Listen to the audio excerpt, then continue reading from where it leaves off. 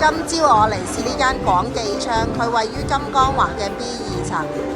佢呢度係中山非遺乳鴿啊！你睇下啲乳鴿好靚，陣間試一隻先。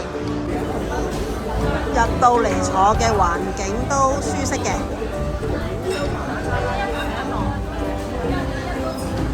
都闊落多位。我哋3個人先嗌咗一個美團2人餐，佢裏邊咧就包咗2隻乳鴿，咁有好多隻味道可以俾你選擇嘅。佢乳鴿都分好多隻味道喎，佢有招牌果木脆皮乳鴿啦，有煙燻香茅烤乳鴿啦，客家鹽焗啦，油撥香辣啦，豉油黃啦，同埋金陵鹹水乳鴿。咁佢講得招牌果木脆皮乳鴿，我梗係試呢隻啦，同埋試埋個煙燻香茅烤乳鴿。佢呢個2人餐呢，可以喺呢個7種口味裏邊揀2款嘅乳鴿。佢仲可以揀水冬芥菜或者拌豆芽、炒笨雞蛋是但一樣，咁我就揀咗芥菜。咁同埋有2個燉湯咯。哦，有臘味飯呢個。呢個水冬炒芥菜正啊！呢個姐姐好細心幫我拌勻咗啲飯佢。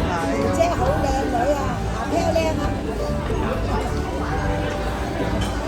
佢哋服務都幾好啊，好殷勤啊，成日斟茶遞水加服侍都周到。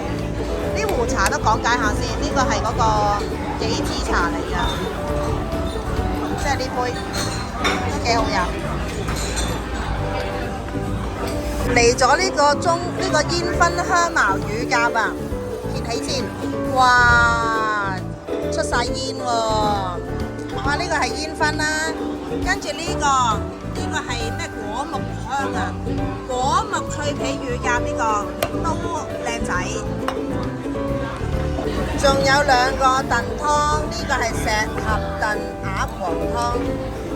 呢個咧陳皮燉鴨黃湯，揭開佢先，哇！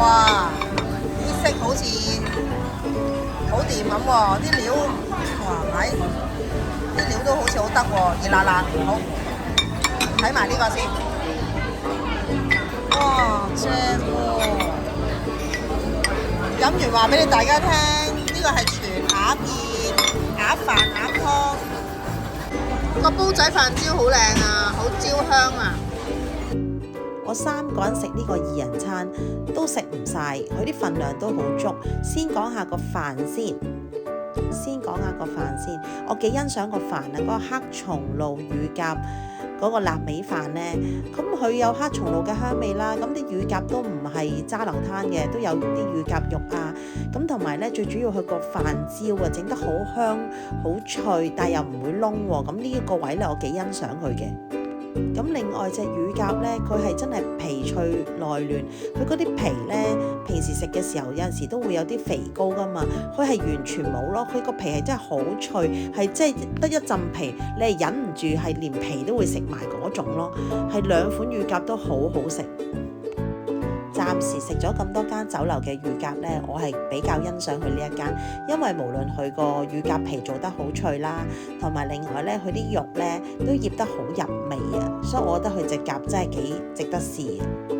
至於嗰2個燉湯呢，都好好飲，一個係陳皮燉乳鴿，一個係石盒燉乳鴿，各有千秋啦。我自己本人就比較中意陳皮燉乳鴿，我覺得嗰個味較為出位啲咯。